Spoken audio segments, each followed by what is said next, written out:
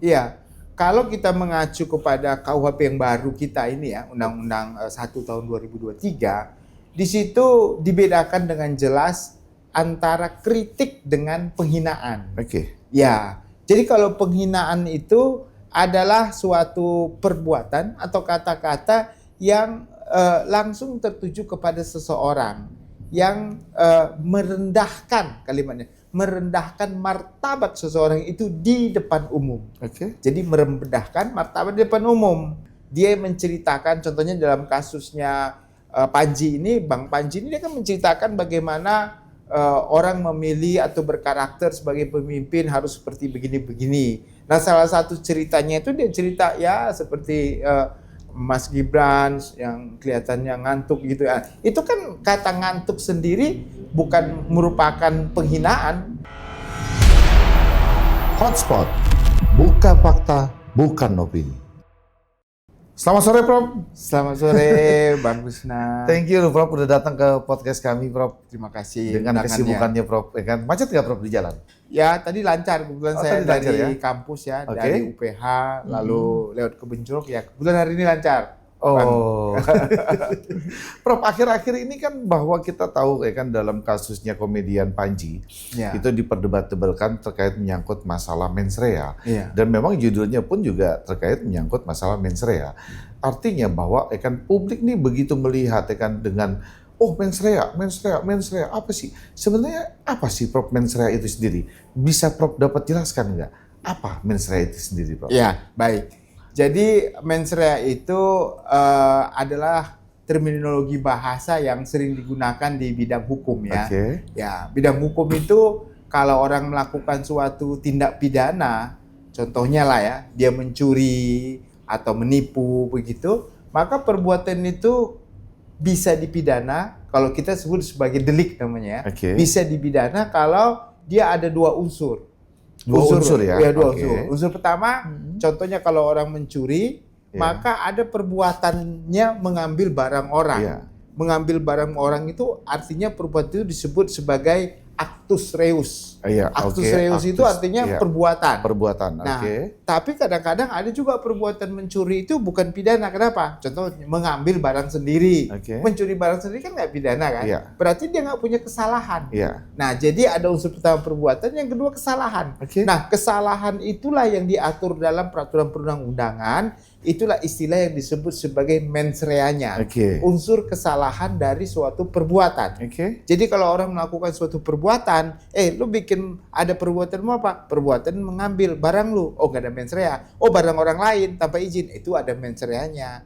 Nah, itulah yang disebut tadi mens rea. Unsur kesalahan dari suatu perbuatan yang bisa dipidana. Karena diatur dalam peraturan perundang-undangan. Tapi kalau kita melihat sendiri dengan stand up-nya komedinya Panji kemarin, itu kan bagian daripada kritik pemerintah terhadap pemerintah. Ada balutan hinaan dan provokasinya. Artinya masuk nggak Prof ke jerat itu? Kalau Prof lihat dari gambarannya stand up-nya komedinya si Panji sendiri, Prof. Iya, kalau kita mengacu kepada KUHP yang baru kita ini ya, Undang-Undang 1 tahun 2023, di situ dibedakan dengan jelas antara kritik dengan penghinaan. Oke. Ya, jadi kalau penghinaan itu adalah suatu perbuatan atau kata-kata yang langsung tertuju kepada seseorang yang merendahkan kalimatnya, merendahkan martabat seseorang itu di depan umum. Oke. Jadi merendahkan martabat di depan umum. Iya. Nah, bagaimana cara dia merendahkan martabat? Ya bisa saja contohnya dengan, mohon maaf ya, dia bilang, oh Presiden Gibran itu tolol gitu ya. Itu Wakil Presiden Gibran itu nggak beres gitu ya. Iya. Pokoknya kalimat-kalimat kebun binatang. Kalau kritik sendiri terhadap kinerja pemerintah gimana, Prof? Itu nggak bisa. Ya, jadi namanya kritik. Oke. Semua kritik itu tidak bisa. Nah, kembali tadi penghinaan kan tadi. Iya, penghinaan. Nah, penghinaan itu juga nggak secara otomatis dapat dikatakan pidana. Kenapa? Ada penghinaan sifatnya subjektif. Jadi tergantung kepada orang dihina. Yeah. Kalau menurut dia tidak merasa dihina, maka dia tidak akan melakukan delik pengaduan. Karena ini konsepnya kan delik aduan. Yeah. Jadi hanya orang yang dihina saja yang merasa dihina itu boleh mengadu. Dan Yeah. setelah itu baru dibuktikan. Kalau dia merasa nggak dihina, walaupun menurut kita, menurut polisi, penyidik sekarang, oh itu hinaan. Tapi menurut saya itu bukan hinaan, saya santai aja. Nah itu nggak jadi suatu, nggak ada mensreanya tuh. Dengan dia mengatakan bahwa Gibran tadi seperti yang Prof bilang, Gibran ngantuk, kan itu bisa dikatakan body shaming gitu atau gimana tuh, Prof? Ya, nuansa kalimat itu tidak tertuju kepada satu orang. Dia menceritakan, contohnya dalam kasusnya Panji ini, Bang Panji ini dia kan menceritakan bagaimana orang memilih atau berkarakter sebagai pemimpin harus seperti begini-begini. Nah, salah satu ceritanya itu dia cerita ya seperti Mas Gibran yang kelihatannya ngantuk gitu ya. Itu kan kata ngantuk sendiri bukan merupakan penghinaan karena itu alami. Semua orang pasti bisa ngantuk dalam keadaan ngantuk. Jangankan presiden, apa semua juga orang bisa ngantuk. Jadi itu bukan merupakan suatu penghinaan ya. Dan kritik juga ya kritik yang mungkin dia ingin mengatakan tolong dong wakil presiden Mas Gibran jangan wajahnya jangan seperti itu seperti kelihatan orang ngantuk begitu. Tapi tentunya bukan seperti itu sih. Kalau digali lebih dalam lagi, Prof, artinya terpenuhi tidak sih sebenarnya unsur kejahatan atau mens rea-nya sendiri dari Panji? Saya lihat ya dari semua apa yang dia sampaikan dalam acara tersebut. Ya, saya sudah nonton juga dari awal sampai akhir. Udah nonton ya, Prof? Udah di suatu apa kan? Nah, saya sudah lihat itu nggak ada hal menurut saya yang begitu dikategorikan sebagai penghinaan. Ini bagian dari ekspresi seni, pengungkapan seni yang disebut standing comedy. Ya, mungkin selain standing comedy ada drama lain, contohnya ada pagelaran drama, musikal atau nyanyian atau kayak Iwan Fals atau Bento dan segala macam. Kita dulu tahu ya ada lagu Bento gitu kan. Kan sebenarnya ada hak kritik-kritik terhadap pemerintahan, apalagi Bang Iwan itu sering sekali ya bicara tentang lagu-lagunya. Tapi kan kalau Bento itu kan tidak spesifikasi menyebut nama seseorang. Betul. Kan artinya bahwa diindikasikan lah, kita tahu tujuannya kemana. Tapi kalau kemarin Panji kan menyebut nama. Menyebut nama, benar. Lalu kemudian kan dia juga banyak menyebut nama-nama para pejabat calon pemerintah, presiden, kan calon presiden dan sebagainya.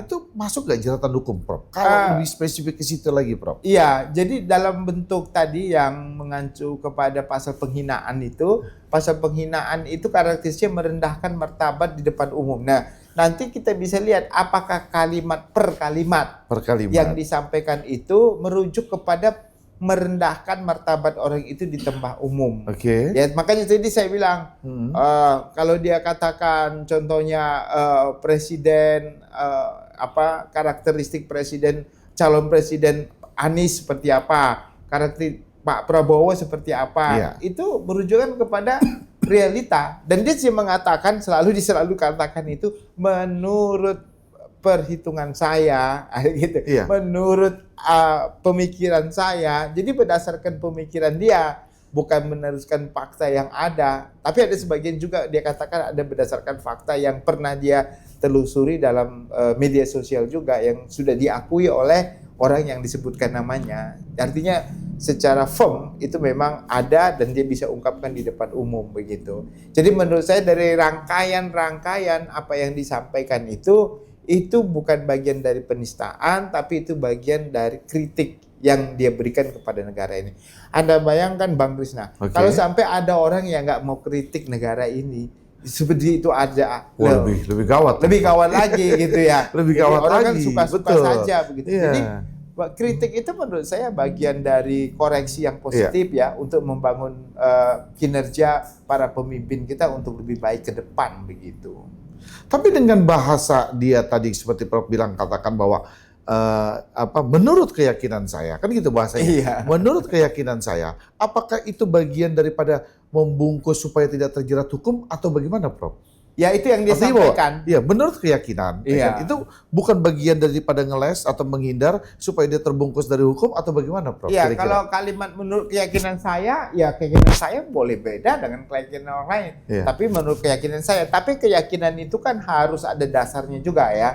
Nggak mungkin dasarnya yakin tapi seperti orang ahli nujum atau paranormal gitu. Betul. Tapi karena dia pada saat itu di depan publik, menurut keyakinan saya berdasarkan data, tetapi kesimpulannya yang dia sampaikan ya tentu berdasarkan pemikiran dia gitu. Bisa Saya salah, sepakat, artinya bisa bahwa benar gitu. orang bisa meyakini biasanya melihat data. Kan Data, gitu, Prof. Sehingga iya. dia menyimpulkan dari keyakinan dirinya, ya kan dia melakukan, ya kan oh ekspektasinya begini, kan gitu, Benar, Prof. Ya kan? Iya. Prof, menurut Prof, ya kan karena melihat hebohnya kemarin seorang Panji komedian itu, apa Prof yang paling teraman ya kan membatasi seorang komedian ini agar tidak terjerat daripada hukum? Itu seperti apa Prof? Membatasinya mereka. Ya boleh kritik ya kan. Terus lalu kemudian batasan-batasan apa sih Prof yang supaya mereka tidak masuk ke dalam jeratan hukum tapi kritiknya tetap dapat disampaikan gitu kan, disampaikan message-nya sampai ke pemerintah tapi dia tidak masuk ke dalam jeratan hukum. Gimana Prof? Ya, saya kira hal yang bagus contohnya kalau berekspresi ya, apalagi ini sifatnya kan standing komedi ya. Jadi standing komedi itu fokusnya hanya satu orang itu dan yang diperhatikan adalah kata-katanya dan kalimatnya, bukan gerakan badan, gaya atau suaranya tinggi rendah, bukan. Tetapi dari kata-kata yang diucapkan itu lucu atau enggak. Jangan sampai kalimat-kalimat merendahkan martabat orang lain itu menjadi konsumsi untuk membuat jadi lucu gitu kan. Kasihan juga kan nanti orang kinerja diolok-olok gitu. Contohnya, oh presiden apa pesek hidungnya itu nggak pantas jadi presiden. Itu kan nggak layak gitu untuk dikonsumsi publik, itu penghinaan terhadap body shaming orang. Itu nggak boleh, body shaming itu nggak boleh, dilarang begitu. Nah jadi lebih bijaksana. Pertama mereka harus punya data yang cukup akurat. Jadi tim dari contohnya standing comedy itu harus survei, harus ada tim peneliti yang bisa melihat mana yang benar-benar fakta, yang mana hoax gitu. Jangan sampai nanti mereka dapat data hoax, tapi mereka ungkapkan di publik. Waktu mereka melakukan show itu kan, itu kan hoax. Apalagi kalau dia sudah tahu itu hoax, berarti dia salah dong. Udah tahu dia hoax, tapi dia ungkapkan. Nah, jadi sebaiknya kalimatnya lebih bijaksana, lucu, tapi ya lucunya itu lebih berpendidikan gitu ya. Berpendidikan sehingga orang juga senang gitu. Nah, kalau penggunaan nama, jabatan publik ya, saya kira nggak ada masalah. Kalau orang mau menjadi pejabat publik, harusnya dia sudah siap untuk dikritik begitu. Untuk dikritik ya.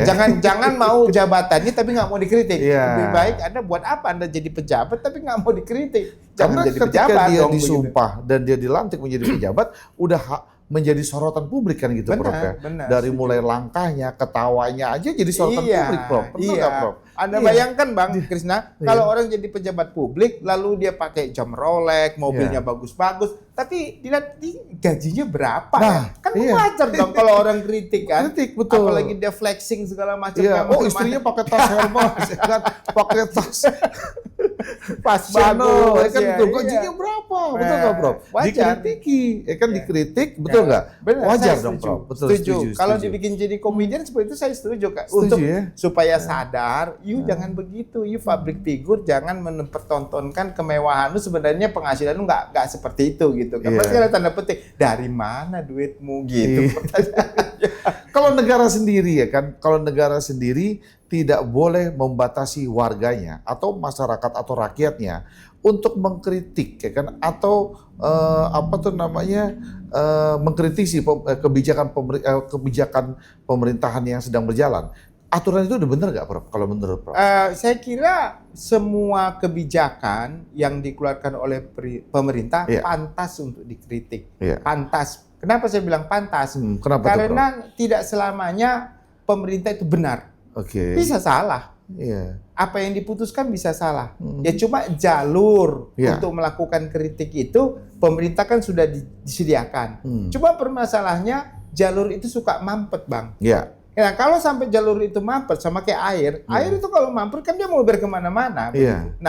Makanya pemerintah harus memberikan jalur yang benar, jangan sampai mampet. Responnya cepat, alurnya jelas, dan dilakukan segera gitu tindakan, jangan cuma janji-janji. Kayak kita melapor ke presiden atau melapor ke departemen atau ke penegak hukum, ya harusnya direspon, ditindak begitu. Jangan nunggu, apalagi kalau kita melaporkan yang kita laporkan itu perlu duit lagi untuk dilaporkan. Loh kan bingung kita yang sudah kita masalah, kita laporkan di bidang pengawasan, diminta lagi sama pengawas. Jadi pengawas yang kotor, sapu yang kotor, membersihkan lantai yang kotor nggak jadi. Jadi bingung ya, nggak Prof? jadi. Nggak jadi ya? Nggak jadi bersih, jadi maksudnya jadi kotor.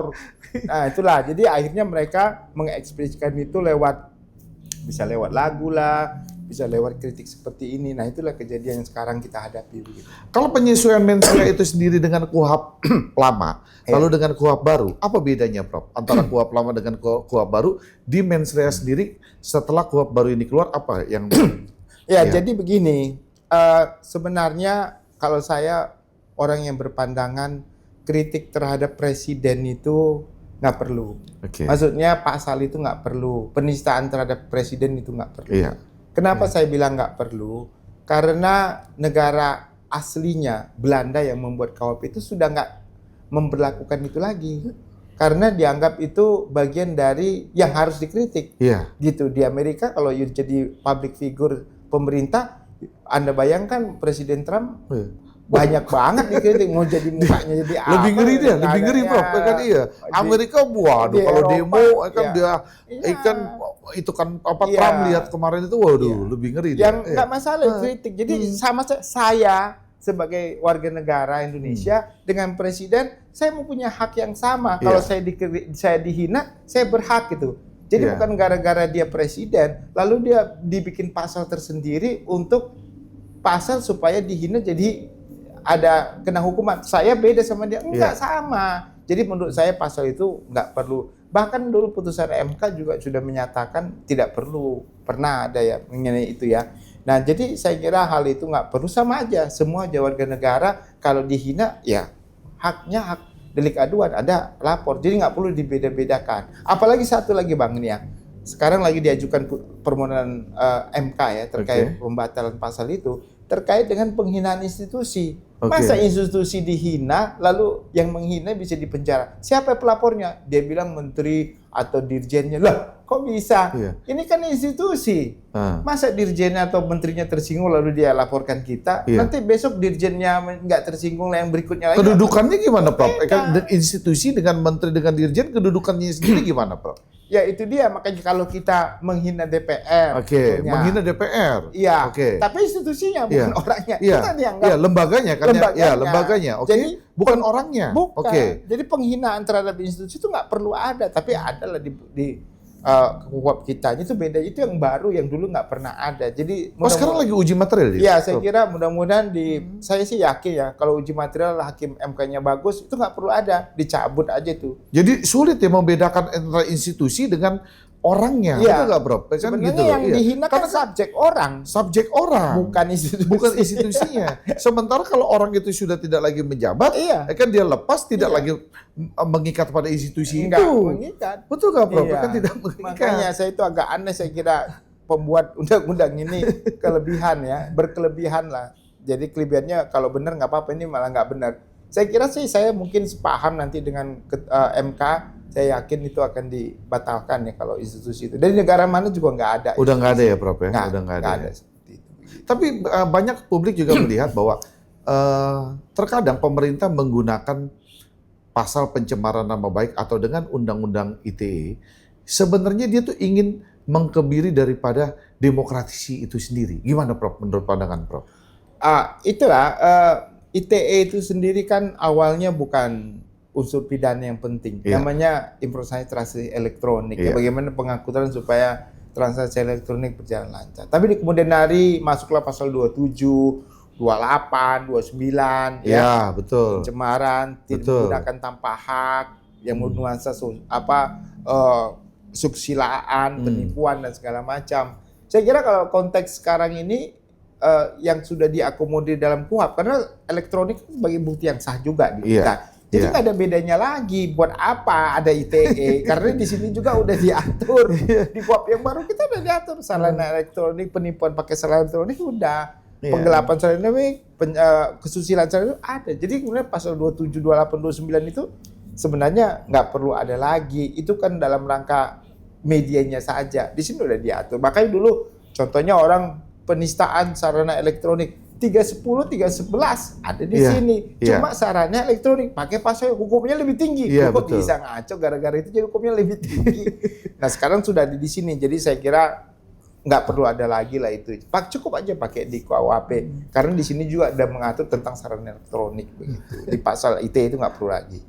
Prof, buat pengetahuan ini sangat penting sekali ya kan, artinya Ya. bahwa sebelum menutup acara ini sangat penting sekali ya kan, artinya buat orang yang awam hukum, dia seorang komedian, kemudian juga dia seorang, ada juga kan dia adalah aktivis ya kan, dia aktivis ataupun dari bagian lain, ketika dia ingin mengkritiki pemerintah atau ingin mengkritiki pejabat publik itu sendiri, batasan-batasan apa Prof ya kan yang paling terbaik ya kan, sehingga dia tidak terjerat hukum. Artinya bahwa Prof memberikan pandangan supaya mereka tidak terjerat hukum, Prof. Mungkin apa Prof yang bisa Ya, disampaikan? jadi buat para aktivis, ya, buat Komedian. para komedian, film, ya, dan lain-lain lah, para pekerja seni ya pada Iya, umumnya iya ya. betul Prof.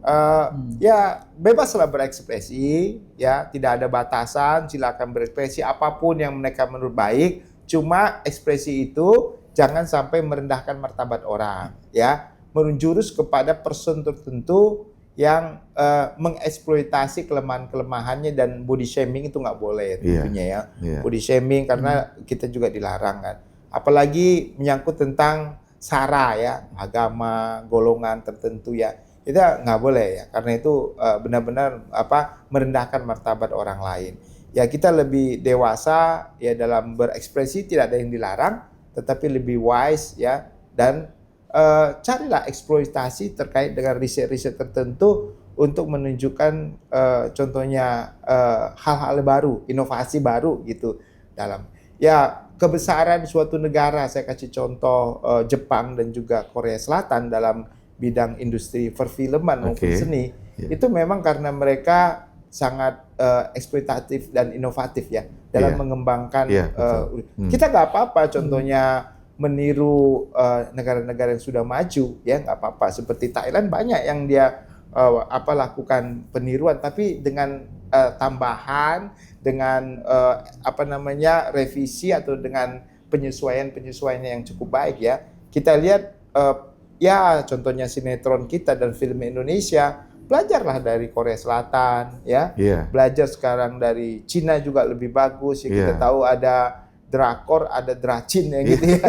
Itu dua Kalau hal lihat film yang India, Prof, kalau kita lihat film India, udah jauh beda. nah, artinya kalau kita lihat film India bahwa kebobrokan pemerintahnya itu bisa berani dia bikin loh, Prof. Betul nggak Prof film India tuh, Prof? Iya. Tapi sekarang kan konsumsi publik kita lebih banyak terkait tentang kemewahan, ya mukanya halus mulus, ya pokoknya bagus, ya itulah keadaan hal. Sebenarnya hal-hal seperti itu boleh-boleh saja, ya. Tapi di samping itu juga kritik-kritik yang kita sampaikan yang melalui film, ya. Ada film yang cukup bagus itu kemarin ya, yang ada agak lain satu, ada agak lain dua kan. Betul. Nah, agak lain dua itu sebenarnya kritik juga, ya, sama kayak agak lain satu. Tapi kritik itu bagus itu menurut saya, bahkan menyangkut agama, tetapi tidak ada yang komplain karena mereka secara ekspresi menunjukkan bagaimana kerukunan hidup. Nah, itulah seperti itu yang harusnya dicontoh perfilman kita supaya lebih maju ke depan begitu bagus. Oke Prof, thank you Prof. Terima kasih atas sukses. kedatangannya dan makasih juga atas masukannya dari Prof. Semoga berguna semua untuk aktivis, komedian yang ketika ingin melakukan kritik kepada pemerintah, tadi ada masukan dari Prof. Oke, salam. Makasih Prof. Ya, makasih. Thank you Prof. Boleh minum.